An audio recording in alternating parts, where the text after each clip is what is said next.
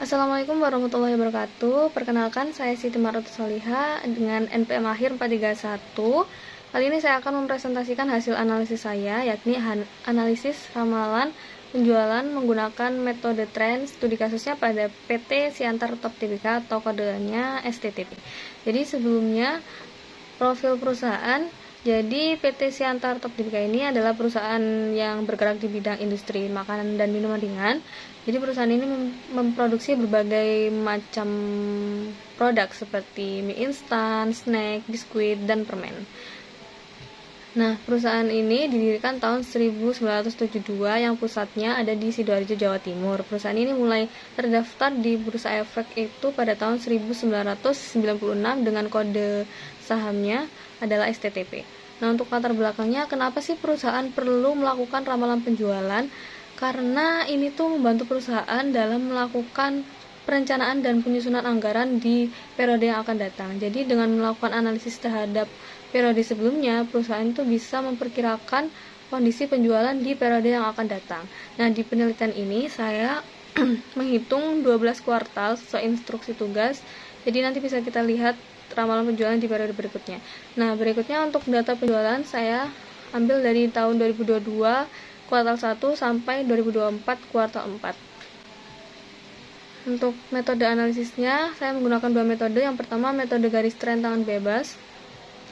Jadi, di sini metode ini tuh digunakan untuk melihat kecenderungan pola penjualan melalui grafik. Jadi, bisa kita lihat di grafik ini penjualan meningkat setiap tahunnya. Namun, dalam setiap tahunnya itu ada pola yang sama, yaitu penjualan pada kuartal pertama itu selalu di posisi yang paling bawah, lalu meningkat setiap kuartalnya, dan di posisi puncaknya itu ya di kuartal 4 tadi.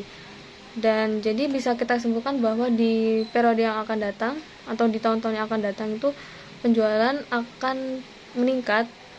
Jadi kurang lebih polanya tuh di bawah terus naik, turun lagi, pokoknya seperti itu.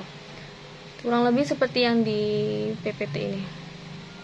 Lalu untuk metode least square atau saya menggunakan N-nya genap karena 12 kuartal jadi genap.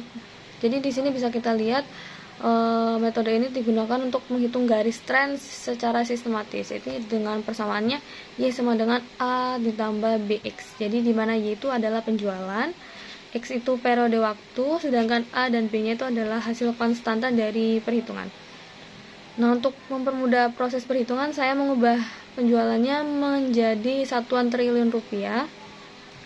Jadi bisa kita lihat ini ada periode, terus ada Y dari penjualan, X-nya tinggal dimasukkan, pokoknya di tengah adalah 1 dan min 1, terus berikutnya menyusul yakni kelipatan 2. Lalu untuk X-nya X dikali Y, X pangkat 2, X dipangkatkan 2. Untuk totalnya sendiri, total dari Y adalah sekitar 36.142 triliun rupiah. Lalu X-nya 39.400 triliun.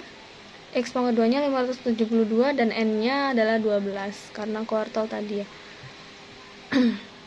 Nah, terus selanjutnya kita menghitung A dan B.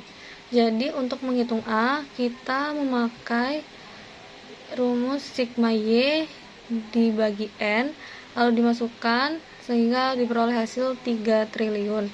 Lalu untuk B-nya dimasukkan XY dan dibagi X pangkat 2, lalu untuk hasilnya 0,069.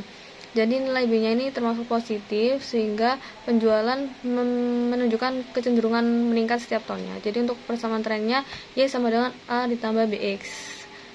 Y A-nya 3 triliun lalu ditambah 0,69X. Untuk ramalan penjualannya tinggal dimasukkan persamaan trennya, X-nya diganti 13 sehingga diperoleh hasil sekitar 3,91 triliun rupiah. Ini untuk periode ke-13. Untuk kesimpulannya, penjualan di PT Siantar ini selama periode 2024 sampai 2022 hingga 2024 itu menunjukkan kecenderungannya yang meningkat.